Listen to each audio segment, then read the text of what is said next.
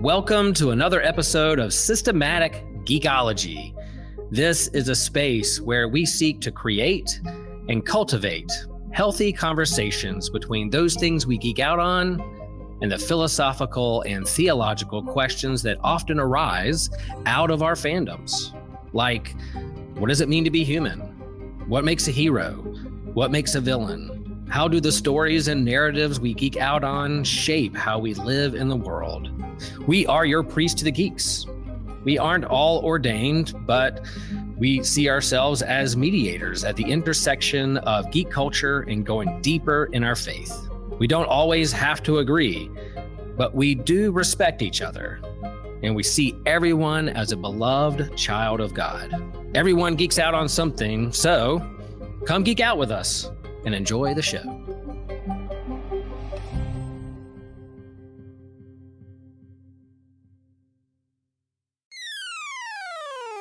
You're listening to an Anazao Ministries podcast.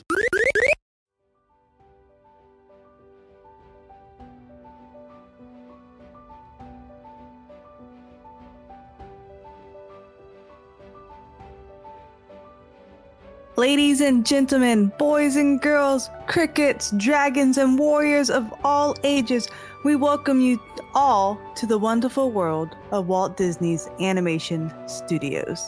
So I am Elizabeth Clyde. I am here with TJ, and today we are talking about Mulan with Systematic Geekology. So TJ, you are more into this a little bit than I am. Can you tell us about the era, the Disney era Mulan is in?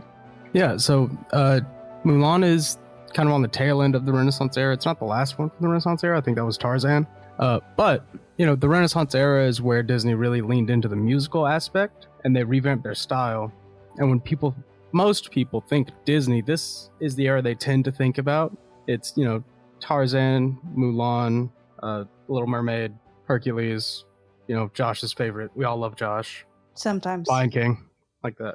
Also, the only good Disney sequels are in the Renaissance era. Okay, I can see that because I enjoyed Mulan too. I did. Yeah, that's not one of them. I didn't say it was the best. I enjoyed it. Lion King 1.5 and Lion King 2 are the good Disney sequels. I loved 1.5 was really fun. It's really good. Also, The Rescuers Down Under. Underappreciated. So if you guys enjoy this episode, make sure you catch out other episode we did in our Renaissance era. We are going through all of the Disney eras, so make sure you either like, subscribe, so you get that notification whenever we have new episodes coming out your way. Before we get started, I just want to thank one of our supporters, Justin Vaughn. Thank you so much for being a monthly supporter of the show. Whether you want to support on Captivate, Patreon, or on our AMP network, we really appreciate it. So Going into the episode. So I'm a little stereotypical. I would say Mulan is solely my favorite Disney movie because I am part Chinese. And so I've just thought it was so cool seeing a Disney character that kind of looked like me. So yeah, I have watched this so many times, I can quote it word from word. And we're just going to talk a little bit about our favorite scenes. So TJ, I can't say the whole movie, so tell me your favorite scene or what stuck out to you most. We're going to talk specifically the cartoon first. Fighting when, you know, they go to fight the Huns. They go to head the Huns off at the mountain pass. And Mulan uses the firework to collapse the mountain and kill a bunch of people. That's great. Yeah, you don't really notice it's being killed at the time. It's like, oh, they're buried in snow. But super dead. Well, except six people survived. 6. Yeah. Super dead. I love the training montage of "I'll make a man out of you." I feel like Mulan has the superior music. I know we talked about this at this time and age. I'm not saying, you know, back. I know Hercules is hard to beat, but I just loved "Let's Get Down to Business." "When Will My Reflection Show?" Had every little teenage or preteen girls just like, no one understands me. They don't really see me inside. It just had us in all of our feels. And it just brought out so much emotion. But the "I'll Make a Man Out of You," wow. Yeah. One of the best songs, I think, out there for Disney. Yeah, maybe. I don't know. The rest of Mulan's discography, I feel like is really underrated. The score tracks are also really, really good. And they just don't get as much love because they're not Reflections or "I'll Make a Man Out of You." True. Yeah, even the like I love I can't think of any songs I don't love. Like even this is what you give me to work with. Well, honey, I've seen more. It's just so like so clever. And I Yeah. love that Mulan is technically a Disney princess according to Disney standards, but she did not need a man to make her a princess. She did not need to marry. She did not need to be born to a king. She just saved a whole nation and is really the best heroine out there. Yeah. Her man was China, the whole Yes. country. What a flex. Yeah. Kind of hard to beat. It really is. And then I think with Mushu, and this is what made a lot of controversy with the live action, Eddie Murphy as Mushu really like just sealed it. Like the banter between them, it was funny. We loved Cricky. I have Cricky tattooed on my back, representing Mulan on my anime sleeve. And so I just really enjoyed him. Did you watch the live action Mulan? I did. How did you feel? I didn't. I felt nothing, which I think is probably the worst thing you can say about a movie. Really? So you weren't even angered by it? No, it was all right. Some of the effects were cool, Okay. but I felt nothing.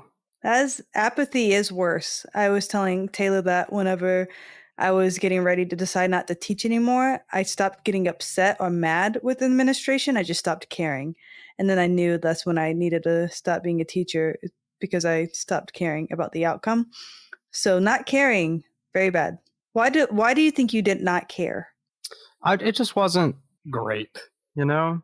Like you're remaking Mulan in live action, and Mulan is held in such high standard. But Mhm. yeah, it was a cool movie, but it wasn't Mulan. Yes. And I understand how Disney, I gave it a lot of grace because they could have probably completely botched it. And because I'm just so faithful to Mulan, I was going to love anything they did. So I really enjoyed it, but I kind of agreed with you. Like it didn't feel like Mulan. It almost felt like they took, you know, how like Cinderella has so many different versions of Cinderella in movies and whatnot. It kind of felt like that. They took Mhm. the concept of Mulan and then they made a really like nice movie with it. But I wouldn't say it was like a mirror live action of Mulan. Yeah, Even they though, were like, what if Mulan had her own Jafar to fight? yes, and there was no Mushu. We love Mushu. He's Yeah, just so great. And then just all the I did appreciate all the hidden notes since the live action didn't have any music in it on purpose, like singing because live action. They had it like the scores. Like, so when Mulan was getting ready to meet the matchmaker, that song like was playing instrumental in the background. So I feel like they did do a nice little like homage to the original. But even the original, like as in with Pokemon, it's not Pocahontas. It's not historically accurate either. So I felt like people who got super upset with like this is not Mulan. Well, it could be argued Disney's 1990s version is also not Mulan. It's not the yeah. historic representation. So did you find any as a white male cultural inappropriateness with this movie when you No, of watched course it at not. first? Like at the beginning, right? Yeah, I was a child. Right. I mean, I was a child too. So it's just crazy how you watching it in one era and now watching it now, you nitpick and you can realize. So why do you think I heard it was offensive to Chinese, like to China day one though.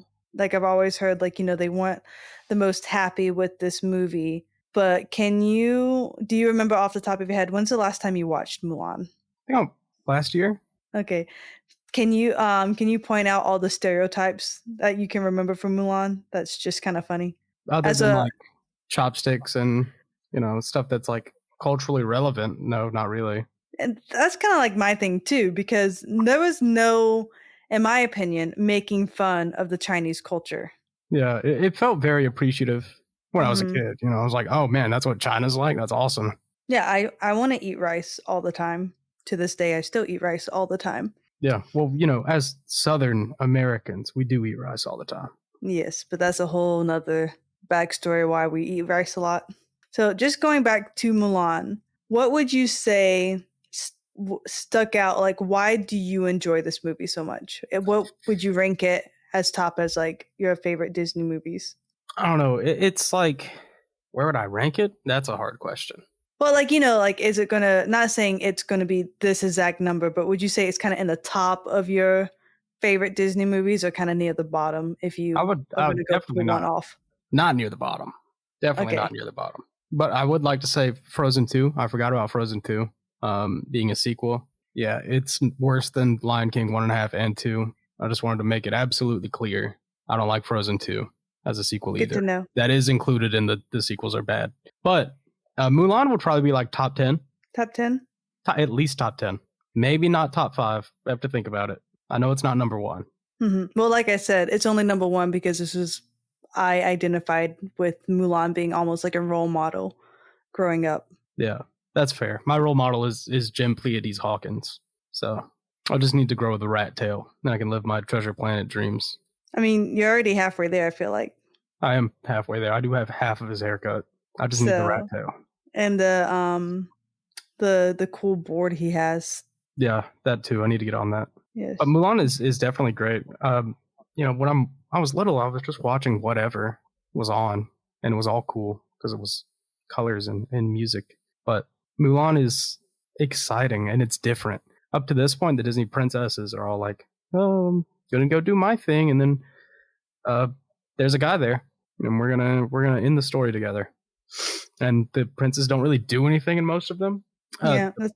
The prince, what most people would call the prince, is very active in Mulan. Shen, it's pretty sweet. Gosh, I Also did have a very little funny. crush on him too.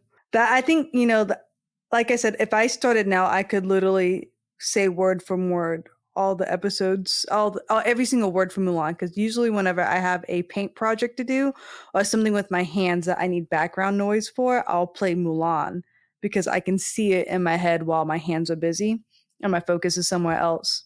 And so, for those who might be living under a rock, just real quick, Mulan is about this Chinese girl who kind of stinks at being a girl as she failed her matchmaking like test per se, and she pretty much fumbles it in the movie, in both movies. And the matchmaker quote says, "You may look like a bride, but you will never bring your family honor." And during that time, the only way a female can bring her family honor is through being a good match and marrying well. And so Mulan was kind of like the outcast. Fast forward a little bit, there is now a war, and everyone's getting drafted, and every man, at least one family, has to provide a male to fight in war. And so there is no young men in Mulan's family. So her father goes to fight. And she's like, "No, father, you can't." And he's like, "You dishonor me because she spoke out of turn, blah, blah, blah."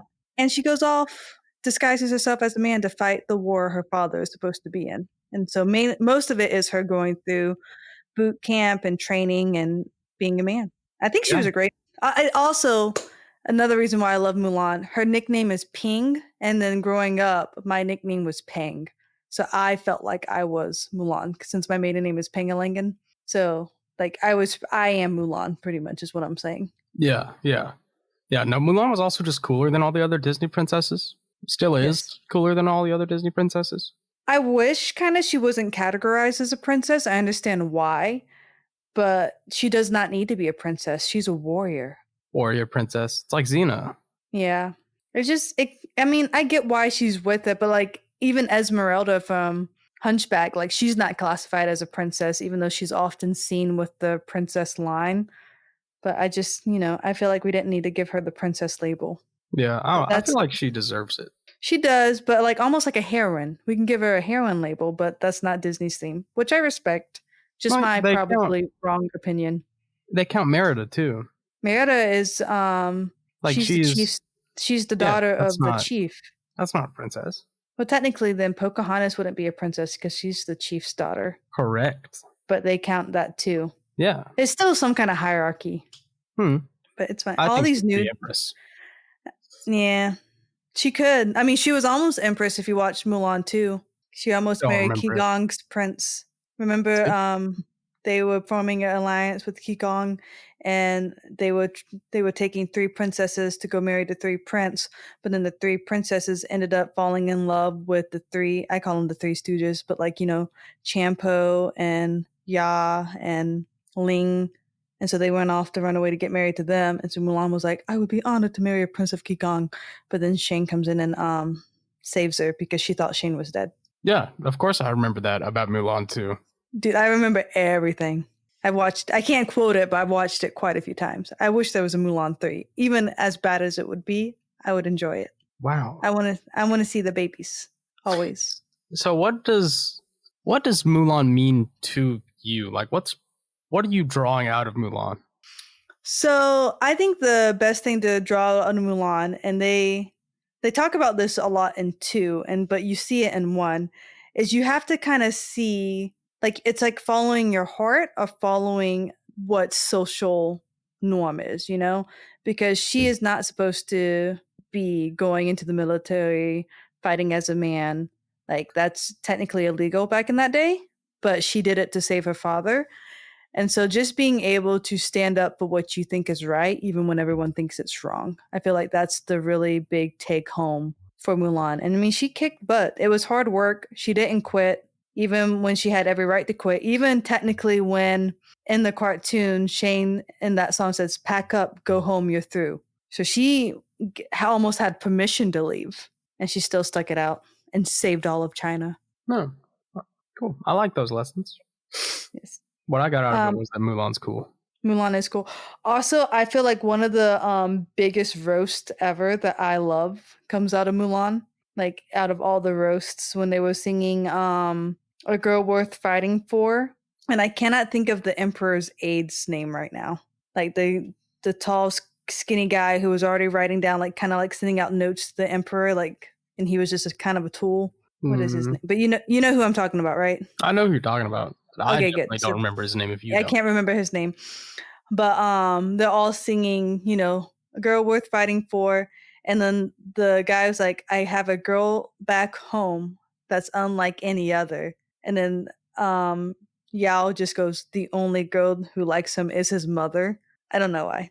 It just it tickles me every single time. I'll laugh and be like, that's so funny. But once again, nostalgia trumps all reasoning. Yeah, that's a classic. That is a classic. It's such it's a classic burn. Man. So let's hear what do you want in Mulan 3? They're gonna reboot it for you. Okay. I've thought about this quite a lot. So because Mulan 2 was when Shane and Mulan got married. Spoiler, guys, in case y'all didn't watch Mulan 2. It's been years. So I want to watch them raise their families. I feel like a lot of the millennial generation, they just want to see, because as we are having kids and raising our families, I want to see my heroes raise their families. I just think that would be so fun. But then I don't want it to be like a Baruto type situation and it be trash. Yeah, that I can't promise it's not going to be bad. Probably much worse than Naruto. It would be, but it's fine. What do you think about the what's it called, gender and feminism role? So if Mulan, let's say we don't know about it and it was released today, what do you think would be? Do you think people will take it more seriously, like with today's government kind of saying it's representing something it may not? Does that make sense? I think a lot of people would try to get the movie banned because it's telling young girls that they can be boys. But I feel I think would happen. I feel like if it was today, going forth, just with the different movements, so it doesn't matter wherever you stand. This is just kind of like talking about like society, how some people might perceive it. I feel like it would be celebrated but it never portrayed Mulan not feeling like she was a boy trapped in a female's body, so she wanted to be a boy. This was all about her disguising and identifying herself, and disguising and identifying as a boy to stay in the army. So I feel if this was a today, we are boosting it and whatnot, there would just be a lot of backlash about how a girl can do anything a boy can do, which is true, but you also have to think about in the historical context. I don't even know in China if girls are allowed to serve in the militaries today. Today, I think so. Are they? I'm not too sure. I'm going to Google that. But it would definitely be divisive. There would be a lot of opinions about Mulan, probably. Like every other recent Disney movie is, oh, why is this movie about women being strong? What's wrong with fulfilling gender norms? Or, wow, I love Mulan. She's so cool. She's going to defy her gender norms. Yeah, you're right. Women can serve into the military in China, but they make up less than 5% of the military, which is kind of cool. Yeah, Very cool. I'm not joining the military, so I don't blame the rest of the population. How do you feel, since we're talking about enlisting in the military and whatnot, that boys at 18 have to register for like the selective service, but females do not? I mean, it's kind of backwards. It's not really fair, but I don't really care. You can always shoot yourself in the foot if there's a enlist going on. I'm already draft proof. Oh, yeah? Yeah, because I broke my leg really bad. Perfect. So, like, there's a bunch of metal in there. My husband's a licensed pastor, so I think they have some kind of like proof for that. Or like there's like a loophole you can get in if you're like a clergy member, or he could be like a pastor in the thing. I've looked it up one time forever ago.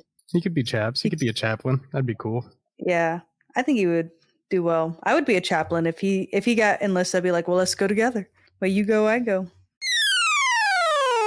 Consider subscribing on YouTube, where you can get some other stuff. You get exclusive series like our comic book catch-up, Manga Mustard, Drinks with Tejas, and a companion series we do each year to go with our annual theme. You also get access to Friday Night Frights and Wednesday Night Weeaboo and Spidey Swing Bys with Christian Ashley. You get access to other exclusive shorts, like what I'm going to be doing soon are non-canon, where I'm going to be reviewing different IPs that are outside of canon from our favorite fandoms or the Bible and discussing whether or not it should be canon.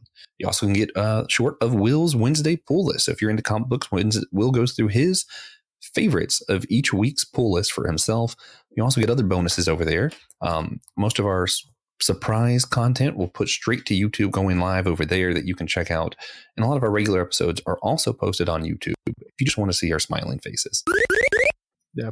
I don't know. I kind of think that men and women should be eligible for the draft. I understand why they would want to keep women out of the draft. Because, last time we did get drafted, well, the time before last time we got drafted, women kept the country running while like half of the men in the country went to die in Europe. So it's scary to think about if what happened in Mulan, and even though they say one man from every family, you have to go off to war, and so pretty much equivalent to our draft today, people would riot, even though it's by law and it's the country. Versus in China, they see it as an honor to serve the emperor, and it's an honor to serve the country. And so I feel, even just coming from Japan and knowing the Asian culture, since my family's, Filipino and Chinese, honor is such a big identity in Asian culture still to the day. And so it's just, versus America, we would just riot and probably picket and go crazy. Yeah, I feel like we could do it differently. A lot of countries, and like, Korea, Finland, it's mandatory. Like, you are going to serve for 2 years when you turn 18. And that's it. You serve your 2 years and you're out. Everyone just does 2 years in the military. Even women or just men? I think it's just men. But I don't know. I almost prefer that to the draft. But I feel like most countries, when they're in a scenario where they need troops, they're going to instate a draft pretty quickly. Thankfully, hopefully we won't have to worry about that. And the people who would like to enlist can freely enlist, and people who do not. Yeah. But you never know what the future will hold, especially in today's political economy. Yeah. We love war. No, we do not. No, we don't. We're not fans of Augustine. Nope. Same person. Gosh. How do you feel about how the ancestors was represented in Mulan? Because that is a part of like their religious culture. That part I feel like might be part of the cultural, I don't know what we want to call it, degradation. That part that is actually, something that most people don't know about. This is how they're going to get exposed to like this part of Chinese culture. But I don't know if it's inaccurate. I don't know Shinto beliefs. Yeah, I mean, it's a big representation. It's more almost like a monument just for them to remember their ancestors and kind of asking for guidance and believing that their souls are still, like around. So I never thought it as weird growing up as Catholic or whatnot, but when I saw them, I kind of thought they were more ghosts than like your ancestor spirits.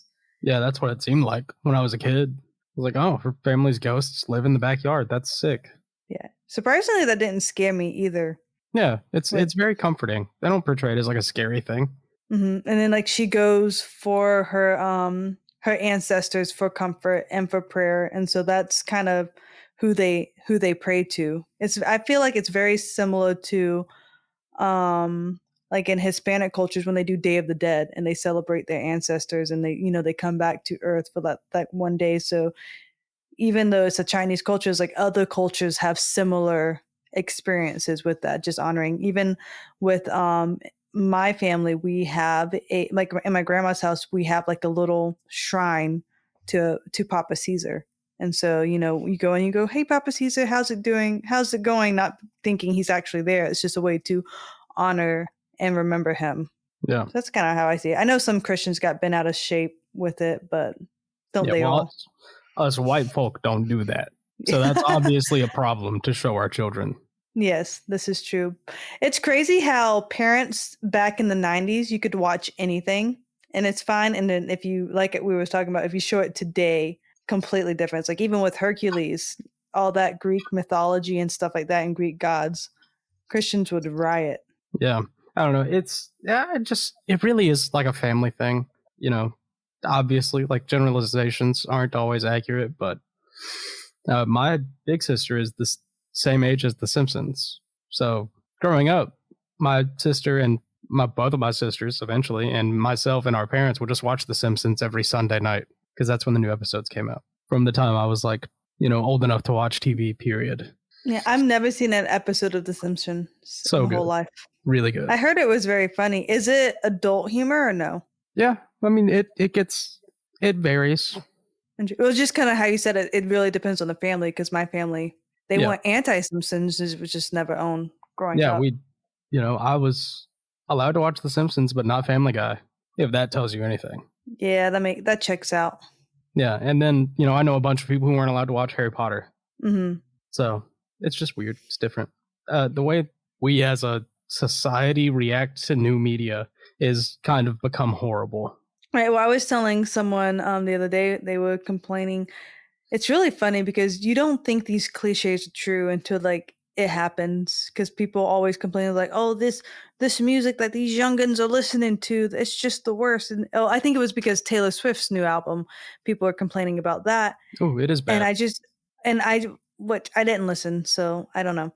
But I just reminded, I was like, remember when we were singing from the and I just said like some of the lyrics of songs I remember listening to, and they're awful. And so I just kind of started quoting some of the lyrics like I could remember. I was like, we sung this, and we sung this, and we sung this. The only difference from our bad songs when I was growing up to the bad songs today is we do not have social media to complain about and to project our opinions. Yeah. It's not even like bad to listen to. I just think the album's bad. I just don't listen to Taylor Swift like that. So I don't know her albums. Like I know like a lot of the lyrics was being shared around and I don't care. They're like, they're poisoning our kids. But I'm like, no, just, as long as you instill the values that you would like in them in the house, not brainwashing them, but kind of living out the values, your kids will make their own decisions or not. Yeah, that's why, I learned most of my life lessons from Naruto. Believe it. I never stray from my ninja way. I never go back on my word. Yep. And you never leave a friend behind or you're scum. That's what Kakashi says. Yeah, no, I agree. And we can kind of just see it with Mulan too. Like as she is being raised in this household, her parents are saying, you will do this, but they also raised her to be, intelligent. They raised her to be an independent thinker. So whenever they're saying, I'm going to war and she's upset about it, it's just showing she is a product of how she was raised. You did such a good job raising her. And so she went off to go fight war and brought you home a medal and everything. She saved all of China. And she wouldn't have been able to do that if it wasn't for the values instilled by her parents. Yes, you can make your own opinions and your own choices, but how you are raised really influences the rest of your life. Yeah. So do you think if you had been in Mulan's footsteps, you would have done the same thing? Oh, absolutely not. So as I was telling you right before we started, like the reason why I was late getting on this call is because my neighbor's house just caught on fire, and his son literally ran into the house, the burning house, and rescued 4 people because it was a crackhead's house who caught on fire, so they were all like strung out, and so he knew obviously that what type of house it was, being neighbors, and so he went and saved 4 people. And I straight up said, I was like, I would not have ran into the house on fire because, of course, someone got a video. I got to see the house like actually engulfed on fire and him running into it. But I'm like, oh my gosh, I would never. And I'm such a rule follower too. Like my parents instilled on me, if you do not follow the rules, there will be consequences. So I'm very afraid of the law and the outcome of that. So I would not do what Mulan did. I would So try and Mulan probably didn't. find a way. She didn't like Mulan. Didn't change you. No. It's a great, movie, but I'm not going to change my lifestyle for 90 minutes. 90 minutes. How many times? Oh, yeah, you're right. Okay, it's been a few hours. But I mean, it teaches you to be brave. It does teach you to stand up for what you believe is right.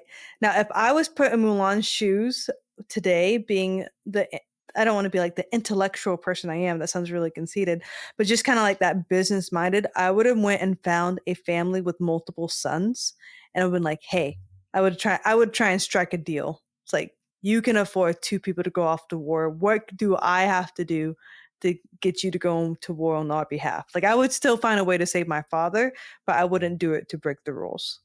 That is still illegal, though. Yes, but but I mean, if I quickly married him or something, then he's the son of the house, and yeah, Pang only does white collar crime. Yes, white collar crime. Yeah. But that's what I would do. It's fine. Yeah. What would you do if you were Mulan, a young Chinese girl in that situation? Yeah, I'd go to war. Yeah. Dad's old. If I was allowed to go to war, if there was a draft and females could go into the war, I would do it. I just don't trust myself enough not to get caught. Yeah. I mean, I was going to join the military when I was younger. Then I broke my leg. It became hard to run. So that kind of slows things down. That was never an option for me, the military. I never even thought about it because my parents, I don't want to say my parents groomed me, but like my dad had a family business. And so my only option was to take over that family business. So growing up, I didn't have a chance to dream until I did grow up and I rebelled. Yes. So Mulan did teach you something. I guess so, actually. Now that I'm thinking about it, I am Mulan. Mulan is I. Because Mulan's family did not want her to go to war. I did not want to be a physical therapist. I wanted to be a pastry chef. Very similar. Noble cause.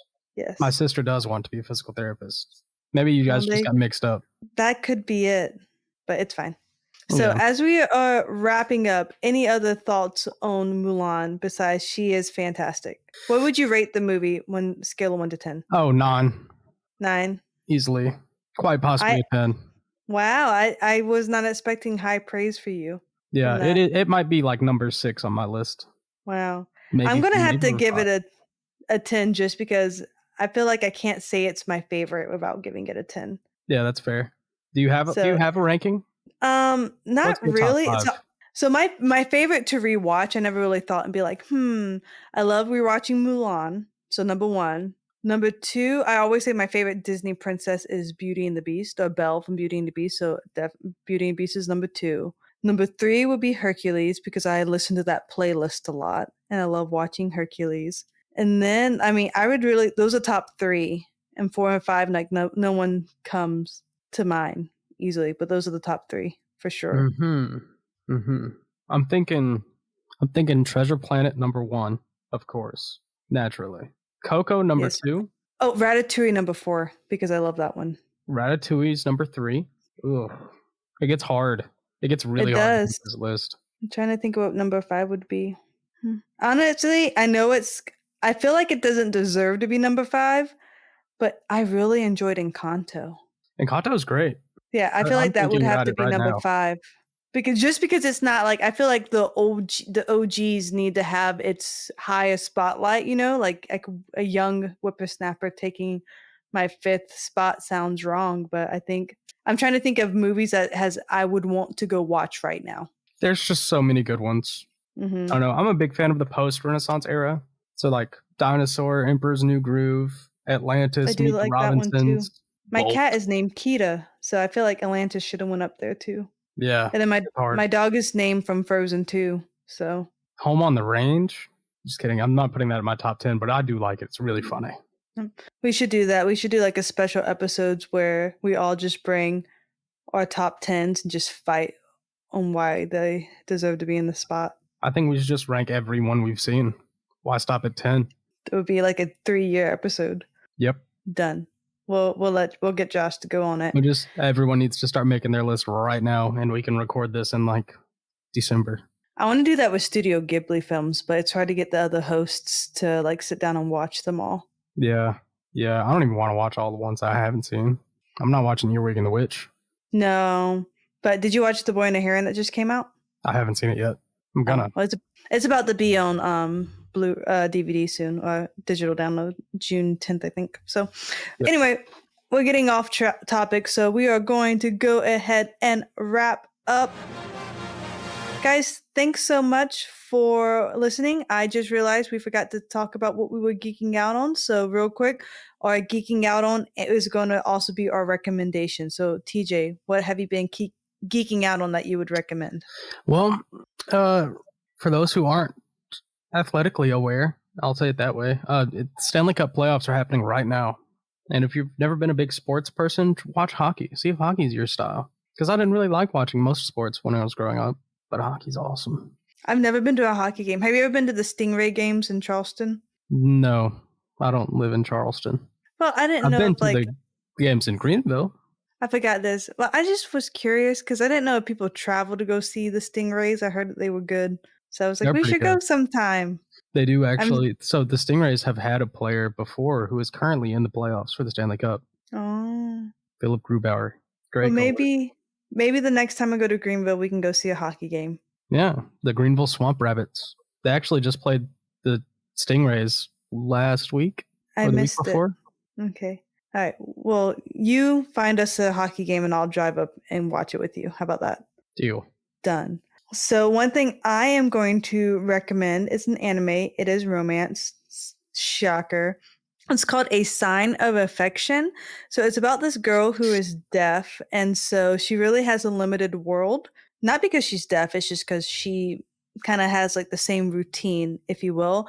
And she meets this traveler. And so who loves language and exploring. And so he is learning about sign language. She is learning about the world through his travel. It's really quite beautiful, especially because this semester I had a hearing impaired student. So I actually had a interpreter for the student. So just kind of like being more interested in the sign language ASL community, I am actually thinking about picking it up. So recommend that if you are in for some cutesy stuff and just want to learn some fun things. All right. All right, so that is our recommendations. Either take them or leave them, whatever you choose. Please don't forget to rate and review this show on Podchasers, Spotify, or Apple Podcasts, whichever platform you may listen to. And thank you again for our supporter and our Patreons who keep this show going. If you enjoyed this series, then make sure you check out the other episodes in this series. And don't forget, Patreons, you get an extra bonus question. So we are wrapping up right now, but for those who are a Patreon or Captivate AMP channel subscriber, you get a bonus question. So thanks so much and stick around for that. All you other people who are just not yet Patreons, it's fine. You'll catch it next time when you subscribe. I hope you guys enjoyed this episode and have a great day.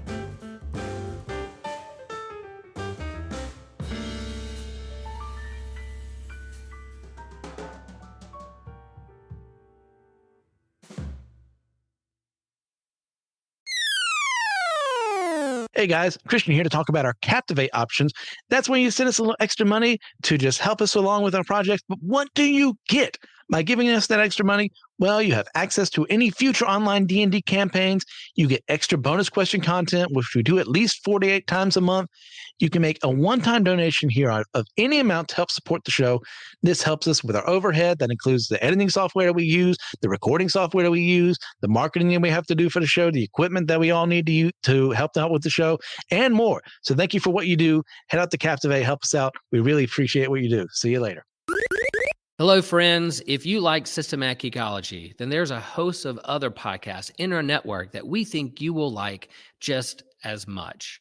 And so we're part of the Anazal Ministry Podcast Network, and we hope that you can hop over and subscribe with all the podcasts that are on our network. Like, for instance, The Homily, which is, hey, Pastor Will Rose's sermon here in Chapel Hill, North Carolina at Holy Trinity Lutheran Church.